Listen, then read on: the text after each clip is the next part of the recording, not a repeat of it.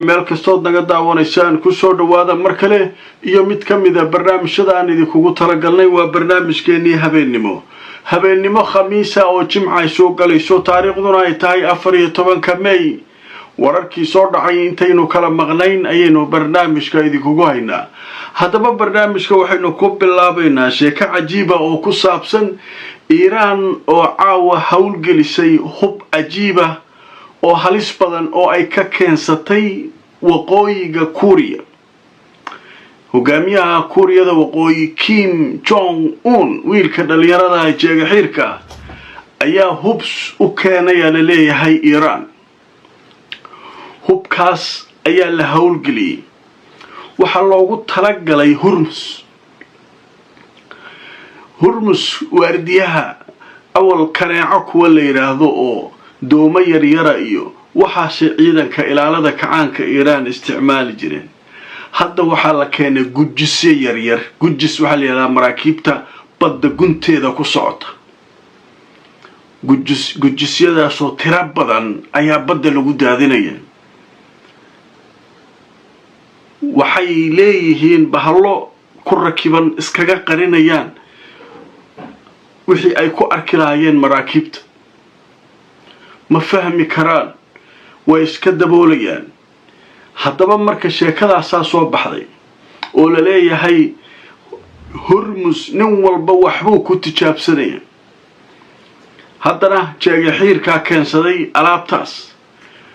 bal Mareykanka ku tijaabiyuu leeyahay aniga waxaan isku haynaa gacanka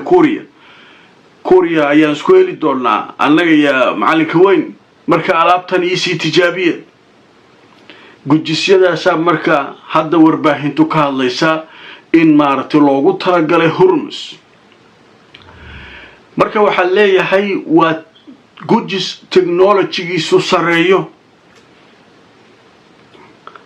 waxa loogu talagalay leeyahay warbixinada qaar harkaha internetka ee badda daadsan inuu ka takhaluso muhiimadda ugu weyn alaabtaas la cunaa internet waa ku daayay adduunkii oo dhan kala xirmaaye hal kala tago waa marka salaaniga kala taga meesha ka dhextoota lagu leeyahay haddaba marka aan aragno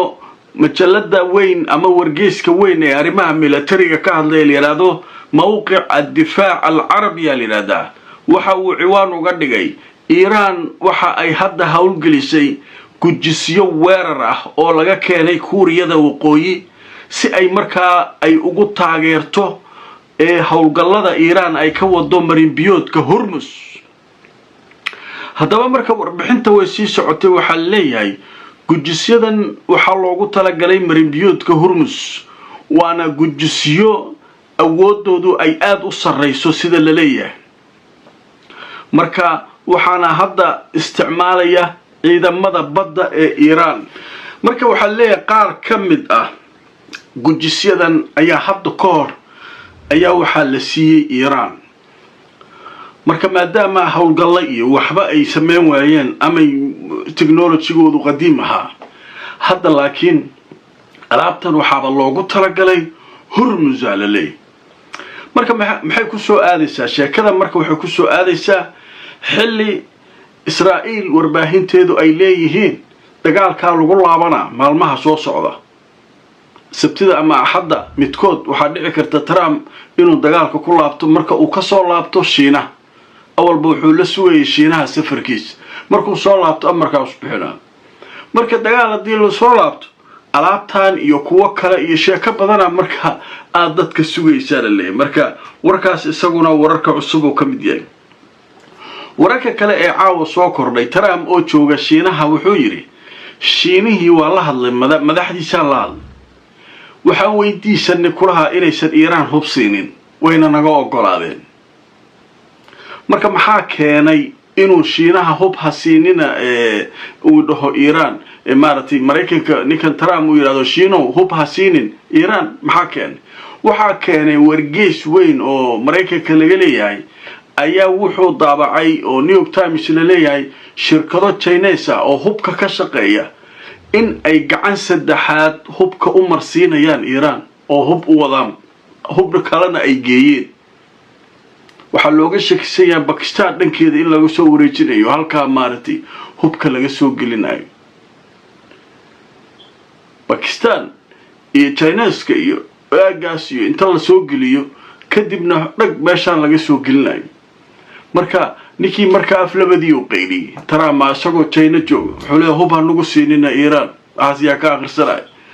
nin mudantiisa u sheegay asaga haddaba marka arday tuso marka wararka sheekooyinka laga qoray haddaba warbixinta waxay leedahay Trump ayaa wuxuu yiri madaxweynaha Shiinaha wuxuu ballan nooga qaaday inuusan u diri doonin agab military Iran macnaha wuxuu leeyahay madaxweynaha marka la kulmay Shiinaha arikaan ka codsanay uuna naga aqbalay inuusan wax huba u diraynin Iran marka sheekaas marka maxaa keenay isla warbixinada ayaan tus telefishinka Al Jazeera wuxuu leeyahay New York Times qortay saacada ka hor shirkadaha Shiinaha inay qorsheynayaan inay hub ka iibiyaan Iran iyagoo dhexdhexaadiyaasha u marinayo meel kale oo loo marina marka odaga uu baryotaba marka warhub hanagu siinin ma shaqeynaysa waxa shaqeynaya bal beeshaadi walba dadtiisu fiirsanaya marka hawshaas wararkaasu waxay ahaayeen kuwii ugu waaweynaa ee soo kordhaysa cadil soo dhaaf dhanka kalena imaaraadka ayaa waxay cambaareeyeen sida la leeyahay markabkii Hindiya ee barnaamijkii hore aan ku soo qaadanay ee la weeraray argagixisa weerartay kana weerartay yaa weeraray markabku ma la sheegay Hindiyana ma sheegayso imaaraad ma sheegay markabka yaa weeraray markabka oo la weeraray ma Iran weeraray ma Mareykan weeraray ma yaa weeraray waa laga aamusanay afka xaran markabkaas weerarkiisu waa cambaareynayna Hindiya waxa leedahay markabkayga saasalayay markabka yaa taabtay marka sheekada iyaduna way isku qasatay haddaba maxaa soo kordhay intaynu barnaamijka ku jirnay marka waxaa soo kordhay jirada la yiraahdo Washington Post ayaa waxay qoraysaa warbixin sirdoon oo ay leedahay warbixinada sirdoonka Mareykanku waxay sheegayaan in ay heshay Shiinuhu uu helay awood sare iyo horumar weyn inuu ka helay dagaalkii Mareykanka ula galay Iran xagga dhaqaalaha iyo xagga maartay militariga xagga iclaamka ama warfaafinta tafawuq kabiir uu sameeyay horumar weyn uu ka sameeyay Shiina Mareykankuna waa dabcay hoos u dhacay maxaa marka saas loo leeyahay sirdoonku maxay sida u leeyahay marka dadka wax falaqeynaya waxay leeyahay Mareykanka awoodiisa wuxuu isugu geeyay Iran waxna waa ka qaadi waayay halka marka waa ku fashilmay midda kale tafawuqa horumarka Shiinaha maxaa keenay hubkii Shiineeska ayaa lagu jabiyay Mareykanka waxa la isticmaalaa inta badan waa hubka Ruushka iyo Shiinaha marka hubkiisa uu tijaabsaday waa ku guuleystay Mareykankii marka halka looga adkaaday dhaqaalihii hoos u dhacay Mareykanka maalinkii intaas oo milyan oo dollar ku baxaysa Shiina dagaal kuma jiro waxba iska dhisanayaa hawshiisa wata iclaamkii Shiinaha kor loo qaadaya waxa leeyahay Shiinuhu wuxuu yiri markabkayga yaa la taabanin Mareykankii marka meeshaas xoogaa hoos u dhac weyn ku dhacay marka waxa qoraysa jirada la yiraahdo Washington Post ayaa sheekada qoraysa wararkaas ayaa ugu waaweynaa caawa barnaamijkeena